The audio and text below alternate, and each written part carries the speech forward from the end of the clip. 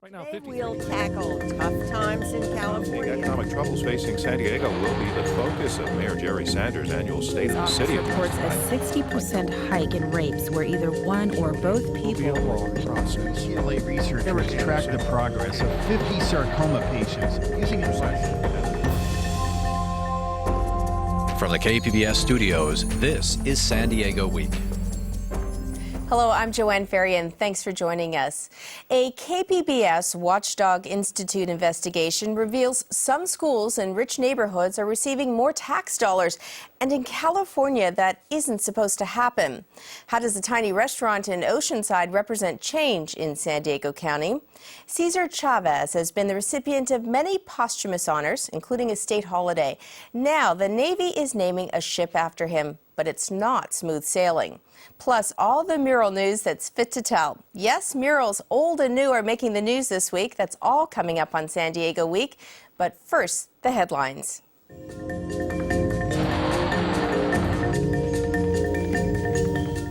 Peggy Pico joins me from the KPBS News Center. Peggy?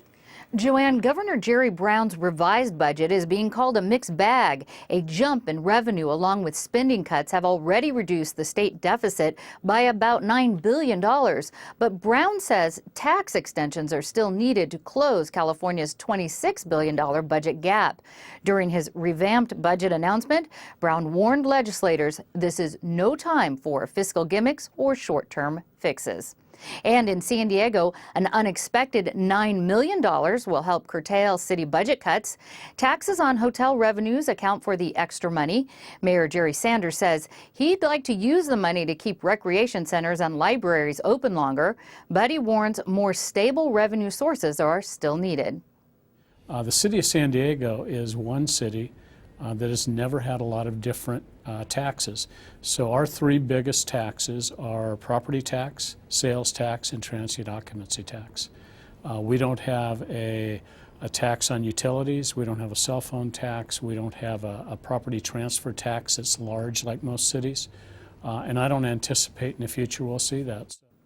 Sanders says San Diego must be careful not to overspend when revenues are higher than expected.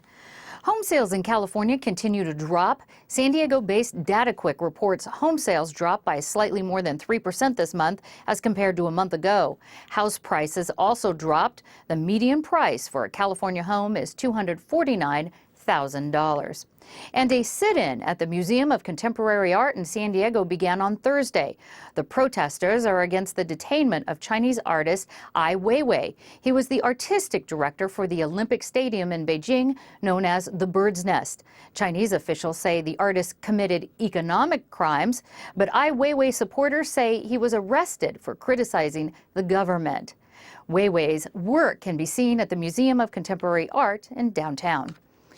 Harvey Milk's nephew joined San Diegans today to honor his uncle for Harvey Milk Day. Today, my uncle would have been 81 years old. However, he gave up his life 32 years ago, knowing that the first of any civil rights movement who so clearly and loudly proclaimed their right to equality most often meets a violent and sudden end. The Milk Foundation promotes equality and justice. They are closely following Prop 8. Backers of the bill want a federal court to throw out the recent landmark decision to make same-sex marriage legal. The trial judge, who is gay, refused to recuse himself. And former California Assembly Speaker Fabian Nunez is not apologizing for his son's role in the 2008 stabbing death of Luis Santos. Nunez defends the former governor's controversial decision to commute his son's sentence from 16 years to 7. Nunez blames his political status for harsh punishment of his son. When the justice system in San Diego was done with Esteban, they dealt with him very differently than they dealt with everyone else. And so to me, that wore very, very heavily on me because I felt deeply that being who I am hurt my son.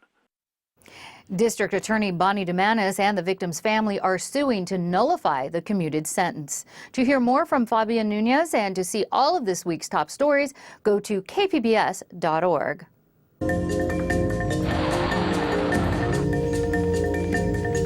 In California, neighborhood property values should not determine how well a public school is funded. A court ruling made more than 40 years ago ordered the state to close the funding gap between schools in rich and poor neighborhoods. But this week, a special investigation by KPBS and the Watchdog Institute found that despite that court ruling, there are some schools in San Diego County that are receiving almost twice the funding than other schools. And most of those schools are in affluent neighborhoods. Joining me to talk more about our investigation is Watchdog reporter Kevin Crow. Kevin, thanks for doing this. Thank you for having me. So let's start off a little to talk a little bit about the court ruling. Now, it was called Serrano versus Priest. We know that back in 1968, California Supreme Court said that basically by virtue of property value, neighborhoods shouldn't be allowed to fund their schools better than other neighborhoods where property values were lower. So now the state reacted to that decision back in the early 70s. How did they react? Well, they reacted by instituting what are called revenue limits. So it's a percentage, it's an amount of general funding schools get per student. And so that's how they reacted. And it's based on the size of a school, number of students, and a multitude of other factors. Now, something else happened a few years after those revenue limits were imposed, something called Proposition 13. So what did that do to school funding? Well, Prop 13 came in and wiped out a lot of the property tax revenue that local districts were getting. And so since they were getting a lot less local revenue, they were counting on the state to make up the difference between the local revenue and the revenue limit. So we ended up with a system that now gets state funding. It's supposed to sort of be an equal funding system. How did we end up then with some of these school districts now that we've learned are getting much more money than that state funding? Well, in certain areas, property values have risen a lot more than in others. And so in places like Rancho Santa Fe or Carlsbad or Encinitas, they're getting a lot more local revenue. And so they're able to achieve the revenue limit for their per student funding solely through local revenue. And then they have money left over then from those property taxes? All right, they can end up keeping the excess money to spend on their students. So you mentioned a couple neighborhoods. What school districts are we talking about in San Diego County? There's Cardiff, Del Mar, Encinitas, Rancho Santa Fe, San Dieguito, Julian High, and Solana Beach. So this is more money per student that they are receiving, that they're keeping. Do we know the range, how much more money this is? Well, it ranges widely. So, for example, in San Dieguito, it's about $111 per student, but Rancho Santa Fe, it's about $5,800 per student. And so how do they spend this money? What do they get to do with it? Well, in Rancho Santa Fe, they've used it to decrease their classroom sizes. So they've almost cut them in half, and they can use it on other general education expenses. Now, ultimately, if we go back to this court ruling, Serrano versus Priest, back in 1968, that said, hey, wait a minute, this isn't supposed to happen, how is it happening 40 years later? We don't have a clear answer yet, and so that's something we're looking into. And do we know who's responsible for this decision? Is it sort of, do we go to the state? Do we go to the County Board of Ed? Who ultimately is in charge of finance for school districts? The state legislature is ultimately responsible for school finance. And we know from some of the reporting this week, the state superintendent did respond somewhat to this investigation. He said they're looking into it, and so they know that inequities exist in this kind of a funding schema, but all they're doing is looking into it right now. Thanks, Kevin. Thank you. And you can see the school districts in San Diego County which receive additional public funding and how much more they get by going to our website, kpbs.org.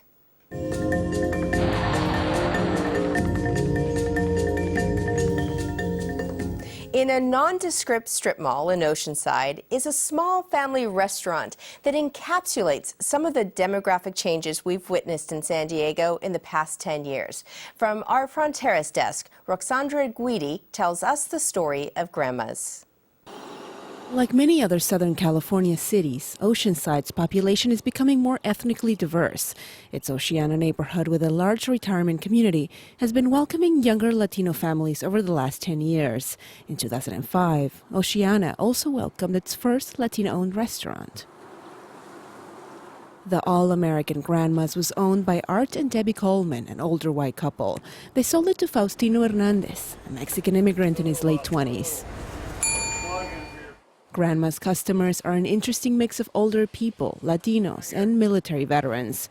Oceanside resident Bruce Mumfield has been coming here for almost 2 decades and religiously orders Southern comfort food for breakfast.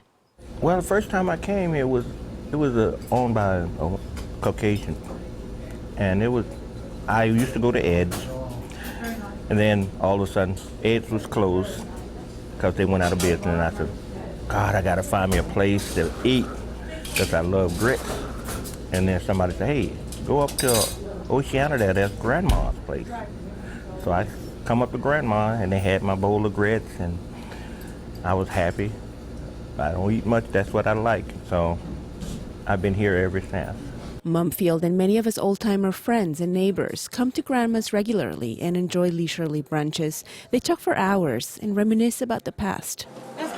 Well, when I was younger, it was an avocado field, and we had several migrant workers working because it was a large area. And we still have quite a few. We've had lots of Mexican people working around the area here, and it was like their home. So it was a coastal area, and they worked very hard, and that's why they do well. That reputation for hard work and customer service has served Faustino Hernandez well. He has made a point to cater to the old clientele and cultivate new ones. Grandma's menu features an eclectic mix of Italian pasta, huevos rancheros, and chicken fried steak and grits. Hernandez credits his success to the fact that he started here as a cook more than 10 years ago. Lemonade, okay. I came from Oaxaca like in 1990. As soon as I got here, I went to high school and working at the same time in a restaurant as a dishwasher. And from there, in a year or months, I moved to the kitchen, so I became a cook. Basically, that's how I ended up here first as an employee, then went to another job, and then came back and bought it. Hernandez kept all the same staff, including 2 other young Mexican men who do the food preparation. Steady business in the dining room means the kitchen is always busy, so Hernandez's help is often needed out back or at the register. I've been working in the restaurant business. I've been a dishwasher, server, a little bit, cook. So I supervise all the aspect of the business. So I improved everything. That's what I think made sense and got us more customers as I improved our recipes. In the last 10 years, the Latino population in Oceanside has doubled, while the Caucasian community has shrunk by 10%. The city's Chamber of Commerce has been tracking demographic change in business ownership. There's a lot of Hispanic businesses in Oceanside. In some of the categories that we've noticed in increasing in numbers, restaurants, of course, automotive repair shops, those types of things. But we've also seen some in the technology field with graphic design shops, websites, developers, that kind of thing. And one of the things that I have personally is a lot of the Hispanic businesses are a lot of whites are going to them, but it's a little difficult for the Hispanic culture to come to the white-owned business. They kind of stick to themselves. Currently, there are about 2,000 Latino-owned businesses in Oceanside. To Faustino Hernandez, owning Grandma's restaurant is the fulfillment of his American dream.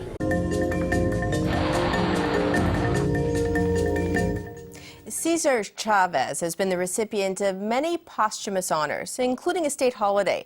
Chavez, of course, was a labor organizer and co-founded the United Farm Workers Union. He died in 1993. This week, the Secretary of the Navy announced in San Diego that Chavez would receive another honor.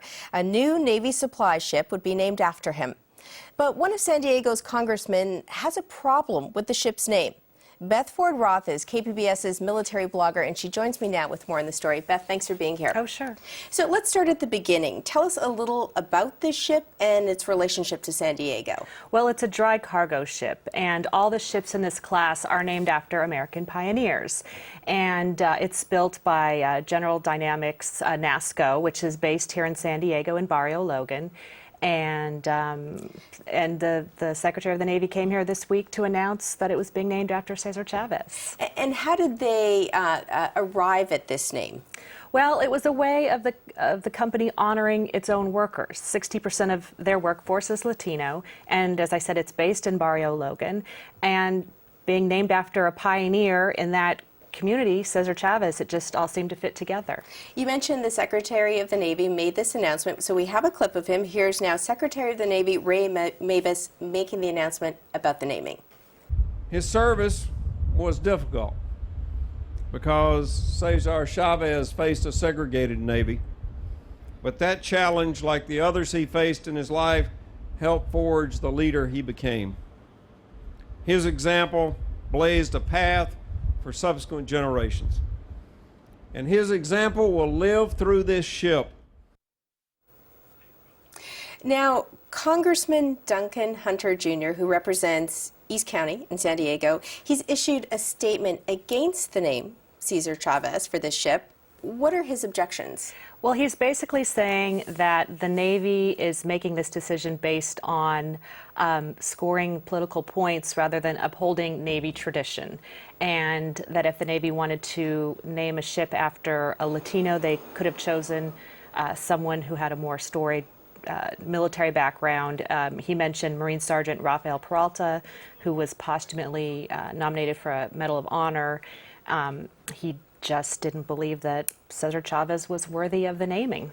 But as you said earlier, that these ships aren't necessarily named after war heroes. Correct. And Cesar Chavez did serve 2 years in the Navy during World War II.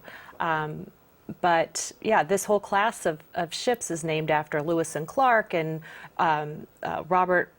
Richard E. Byrd and Amelia Earhart, just American pioneers who sort of paved a way in their own particular way, as Cesar Chavez did. Now, Chavez's son was at the ceremony as well, and he spoke about the name and what this would have meant to his dad, and we're going to just play a clip of that as well. Here it is.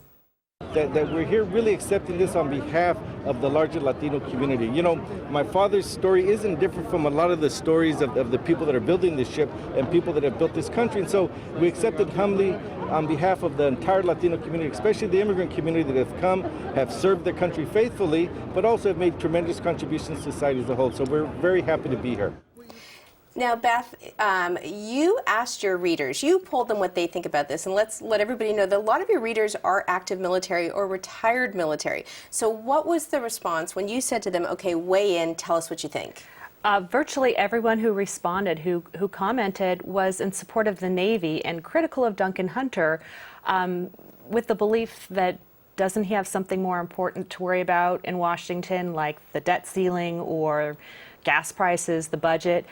As far as the troops on the ground go, they're not worried about the naming of a ship. They've got bigger concerns of what's going on, you know, when they're deployed in Afghanistan or Iraq. So the people who did respond were just sort of curious as to why take up this issue when there are so many more important issues going on right now. So if people at home want to read more about those comments or they want to comment themselves, how do they find your blog? They can go to homepost.kpbs.org. Great. Beth Ford Roth, thanks for being here. Oh, you're welcome.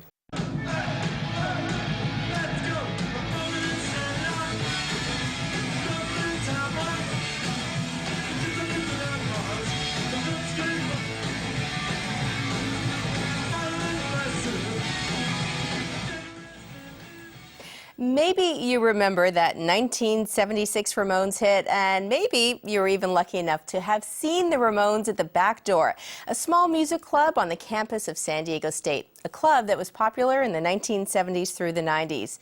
Well, efforts are now underway to save a secluded mural that once graced the passageway near the stage entrance of that music club. Famous rock bands like the Ramones would have walked by this mural as they took to the stage. But saving it is no easy task. Seth Malios is here to tell us about it. He's chair of the anthropology department at SDSU. Seth, welcome. Thank you. Now, tell us, what about this mural makes it worth saving?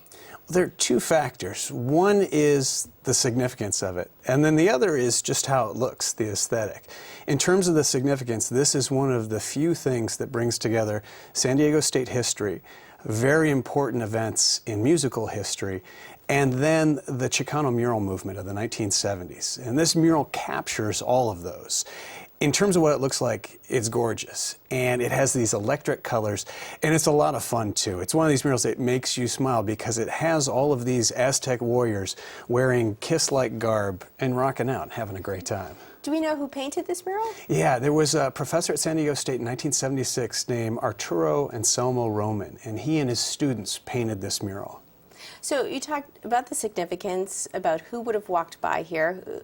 We mentioned the Ramones. Who else? I mean, who else performed at the back door? This is one of the great things, is that the staging room, the green room for all the bands heading to the back door, would be right across from this mural. And so you would have these bands that would go on to be legends walk right by this mural. And that's the great thing about the back door, is it's a small venue. And so all these bands, before they became great, REM, Metallica, the Ramones, many others, when they were these baby bands. It's almost like a rookie card for baseball. Before they went on to great things, they played the back door and they would walk right by this mural on their way to perform. Now, we keep talking about saving it. So where is the mural right now?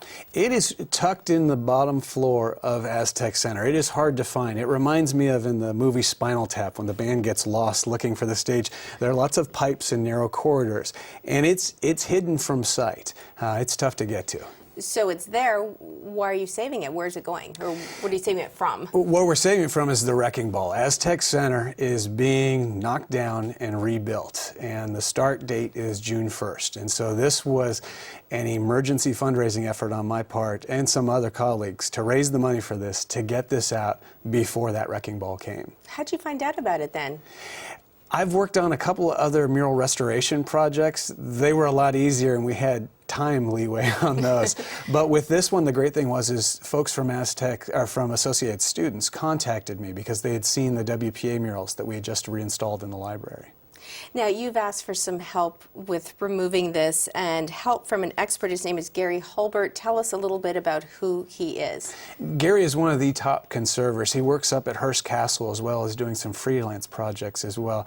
And he is able literally to perform miracles by pulling very old paint off of walls. And what I'd like to emphasize is this is paint on poured concrete. This is not a fresco that's easy to work behind. This is a very thin layer of paint that was painted onto very old poured concrete. It sounds like an overwhelming task, like it might be impossible, but things like this have been done before? It's funny, other conservators have told us it was impossible, but Gary has a good track record with this, and this is where we try to help him out in any way possible, and he is able to work magic on these walls. Now, we actually spoke with Gary Hulbert, and we have a clip, and here's how he describes the challenge. It's an acrylic painting, the back door mural, and what I'm doing is protecting the surface of the mural with different resins, papers, and fabric, so the mural can be successively peeled off the wall. And the painting will basically roll from the top down. It's sort of like, if you want to give an analogy, peeling a 9 by 14 foot sunburn off a wall, or off yourself, I guess you would say. That's amazing. And have you had support? Have you had people call and talk to you about this? Yeah, one of the great things is that the back door has a long legacy. The first show was in 1969. Blues legend James Cotton played there. And then the last show was in 1997. The Breeders played there, a fairly popular rock band. And so you have these 3 decades, and people had some of their best experiences at State at these shows. Jimmy Buffett played at the back door 14 times. He's our most often member playing at the back door. And there are great stories that go with it. And so the fun thing has been that my co-author and I have been getting stories from people and just assembling these great tales, having to do with everything from the bands themselves to the fact that during some shows you were encouraged to bring your own furniture. You'd bring a bean bag. It was the 70s to see these bands. And what I'd like to emphasize is it wasn't just rock and roll. Blues, classical music, folk music, some of the top bands in every different genre played at the back door.